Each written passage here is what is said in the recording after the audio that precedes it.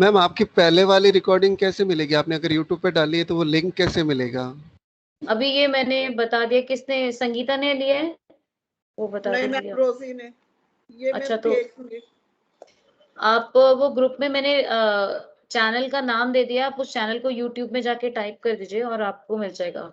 Astrology @the rate of वैदिक principles आप डालेंगे तो चैनल आ जाएगा। उसमें जितनी भी वीडियोस अपलोडेड हैं वो सभी आ जाएंगे। आप उसको सब्सक्राइब कर दीजिएगा, जब भी मैं अपलोड करूंगी आपके पास पॉपअप आ जाएगा। ठीक है, तो हम मरकरी की बात कर रहे थे। अब हम इसको मेडिकल एस्ट्रोलॉजी में ले जाने की बात कर रहे हैं कि मरकरी जो है वो क्या है, कम्युनिकेशन, हमारे बात करने का तरीका, या फिर हम अपनी बात दूसरे तक कैसे पहुंचाते हैं, बात करके, बोल कर, भाषा के प्रयोग से। तो जो हमारा पूरा बॉडी है मेडिकल एस्ट्रोलॉजी में, हमारा ब्रेन कंट्रोल करता है और अपने इलेक्ट्रिक सिग्नल्स के थ्रू, जो कि वो नर्व्स के थ्रू कंडक्ट करता है, वो हर एक ऑर्गन से बात करता है। तो ये जो बात करने का कनेक्शन है, जिसके अंदर इलेक्ट्रोमैग्नेटिक चेंजेस होते हैं या फिर इलेक्ट्रिकल चेंजेस होते हैं नर्व्स के लेवल पे या फिर नर्व्स के एंडिंग साइनेप्सिस के लेवल पे, जहां पर कुछ ऐसे मीडिएटर्स निकलते हैं जो कि हमारे ब्रेन से या फिर हमारे ब्रेन की भाषा को समझते हुए इलेक्ट्रिकल चेंजेस जो होते हैं हमारे सेल मेम्ब्रेन के लेवल पे, वो हमारे ब्रेन की भाषा जो हमारे ऑर्गन समझते हैं, उनका कनेक्शन हमारे नर्व्स के साथ कंट्रोल्ड होता है। यानी कि हमारा ब्रेन और हमारे शरीर के सभी अंग आपस में एक दूसरे से बात करते हैं, किसके जरिए, वायर्स के जरिए। और वो वायर्स क्या हैं, वो हमारी बॉडी की नर्व्स हैं। तो पूरा नर्वस सिस्टम, नर्व्स जितनी भी हमारी बॉडी में फैली हुई हैं, जिसकी वजह से हम दिमाग से अपनी बात सोचते हैं और हमारे अलग अलग अंग अलग अलग समय पर जो निश्चित कार्य करना है, उस कार्य के अंतर्गत अपने कार्य को पूर्ण कर पाते हैं। तो इस चीज का कनेक्शन ब्रेन का और ऑर्गन का नर्व्स के थ्रू मरकरी के अंतर्गत आता है। ठीक है, चाहे वो हमारा बोलने का हो, चाहे वो हमारा चलने का कोऑर्डिनेशन हो, या फिर हमारे खाने की पचने की बात हो, जहां पर भी नर्व्स आएंगी, और कोई भी ऑर्गन ऐसा नहीं है जहां नर्व्स नहीं है। जैसे अगर हम इन जनरल देखेंगे, तो अगर in general law and order नहीं है तो सब क्या होगा, खुआस हो जाएगा ना। अगर सपोज एक रेड लाइट, एक मेन चौक की रेड लाइट खराब हो जाए, तो आप सोचो कि वहां पे कितना बड़ा ट्रैफिक जाम हो जाएगा। तो इसका मतलब कंट्रोल चाहिए। तो हर एक चीज का जो कंट्रोल है वो एक सिस्टम से होता है। जैसे आपने इलेक्ट्रिकल लाइट लगा दी, लाइट दिख रही है तो वो कंट्रोल है, रेड है तो आप रुकिए, ग्रीन है तो आप चलिए।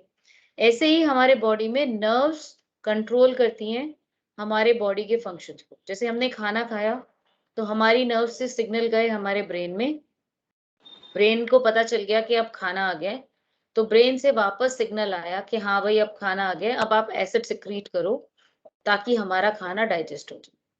तो ये सारा लॉ एंड ऑर्डर मेंटेन करना है जो बॉडी का, वो नर्व्स करती है एक दूसरे से बात करके कि ये अब ये ऐसा हो गया, अब इसको ऐसा करो, है ना। रिफ्लेक्सिव एक्शंस जितने भी आते हैं वो मरकरी की वजह से। तो हमारे ब्रेन का सोचना, हमारी इंटेलिजेंस, हमारी अडेप्टेबिलिटी, यानी कि जब मुझे जिस समय जिस चीज के लिए अपने आप को बदलना है, यानी अगर मैं गाड़ी चला रही हूँ, एकदम मैं नॉर्मल स्पीड पे चल रही हूँ, अचानक से एक बच्चा आ गया, तो मुझे क्या अडेप्ट करना है कि मेरी वो जो स्पीड है मैं उसको रोक दूं। उसके लिए मुझे क्या करना होगा, उसके लिए मुझे तुरंत अडेप्ट करना होगा। यानी कि मेरी नर्व्स को फटाक से इंस्टेंट ब्रेन को सिग्नल भेजना है कि बच्चा आ गया, ब्रेक लगाओ। वापस आया, वो इन अ फ्रैक्शन ऑफ सेकेंड्स में होता है वो। तो उससे मेरी अडेप्टेबिलिटी हुई और मैंने रेस के बदले ब्रेक पे पैर लगाया, अडेप्ट किया, अपने आप कन्वर्ट किया, जो मैं कर रही थी उस चीज से अपने आप को रोका और अपने आप को बदला तुरंत, ताकि मेरा नुकसान ना हो। क्योंकि मरकरी क्या सोचता है, मेरा फायदा हो, मेरा काम ठीक ठाक चले, है ना। फिर हमने स्किन की बात करी, और जो भी पूरी की पूरी हमारी बॉडी की स्किन है, कभी भी आप देखोगे किसी भी चीज को, जैसे आपने उठाया, कोई ठंडी चीज पकड़ी या कोई गर्म चीज पकड़ी, तो आपको तुरंत एक सेंस फील हो जाती है कि हाँ, बिकॉज उससे आपकी स्किन में जो नर्व्स हैं, उन्होंने वो सिग्नल ले गई वो ब्रेन पर, और ब्रेन को बताया ये हॉट चीज है, या फिर ब्रेन को बताया ये ठंडी चीज है, ये कोल्ड है। तो सारा का सारा जो सेंसेशन पार्ट है वो नर्व्स के अंदर आता है, और स्किन जो है पूरी की पूरी नर्व्स के साथ एकदम भरी हुई है नर्व्स से, और जो भी हमारी सेंसेशन है वो सारी की सारी हमारी नर्व्स लेके जाती हैं। तो very important the skin. Mercury, mercury जो है वो बात करने का, बोलना है, हमारा बोलना, जो हमारा third part of the body, यानी कि जो हमारा जेमिनाई है, ब्रोंकस है, उसके अंदर हमारा वॉइस बॉक्स होता है, जहां से हम जब बोलते हैं तो हवा आर पार जाती है, और जो हमारी साउंड है वो साउंड प्रोड्यूस हो जाती है, और उस साउंड से हमारी जीभ की मूवमेंट मिलाकर उस साउंड वेव में या फिर उस हवा में इस तरीके के चेंजेस करती है कि हमारे रिक्वायर्ड शब्द, जो हम भाषा के रूप में एक दूसरे से समझ पाते हैं, उन शब्दों का उन शब्दों की उत्पत्ति कर पाते हैं। तो यानी कि बोलना भी मरकरी के अंडर आ जाता है। थ्रोट की बात करी हमने, third part of the body हमने बात करी थी, ब्रोंकस, थ्रोट, या फिर हमारे नाक के हिस्से से जो नीचे वाला जाता हुआ हिस्सा, जो सांस लेने की नली है वो, या फिर गले का हिस्सा थ्रोट, थ्रोट के अंदर यानी कि टॉन्सिल्स, थ्रोट के अंदर जो भी अंदर बीच बीच में गले के पीछे के हिस्से के पार्ट्स आएंगे, वो सारे मरकरी के अंडर आ जाएंगे। टॉन्सिल्स, सांस लेने की नली हमारी जो है, और हमारा वॉइस बॉक्स, और वहीं पे हमारा थायराइड भी आता है। तो थायराइड को भी हम वहां पे लेते हैं, 3 पे भी लेते हैं और 2 पे भी लेते हैं। 2 पर इसलिए लेते हैं बिकॉज जब बच्चा छोटा होता है, माँ के गर्भ में होता है, तो उसका जो बीज पड़ता है वो सेकेंड लेवल पे, फेस के लेवल पे पड़ता है। बट एज बच्चा ग्रो करता है, एम्ब्रियोजेनेसिस होती है 9 मंथ्स तक, तो वो सेकेंड हाउस से थर्ड हाउस की तरफ नीचे डिसेंड कर जाता है।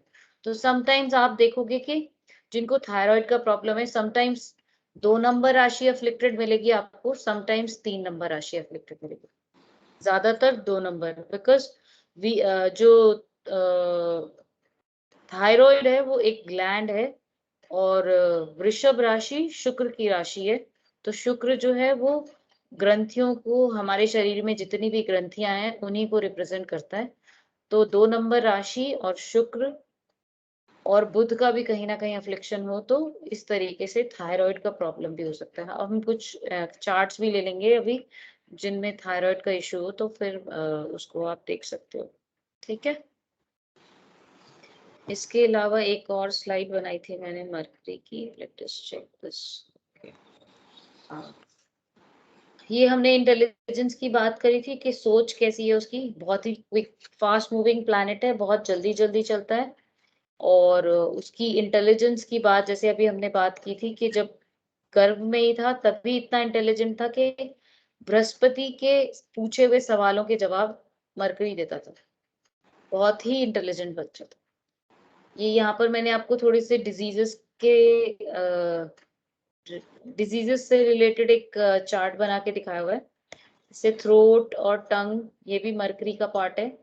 टॉन्सिल्स या फिर डिफेक्टिव स्पीच, अगर मरकरी आपका अफ्लिक्शन में आ जाए।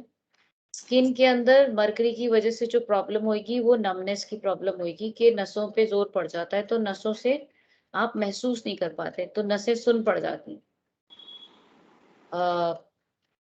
कान से, कान के अंदर मरकरी का हमारा जो एक थर्ड पार्ट का जो कॉन्टिन्यूएशन होता है, कान की जो एक ट्यूब होती है वो हमारे गले के अंदर भी खुलती है।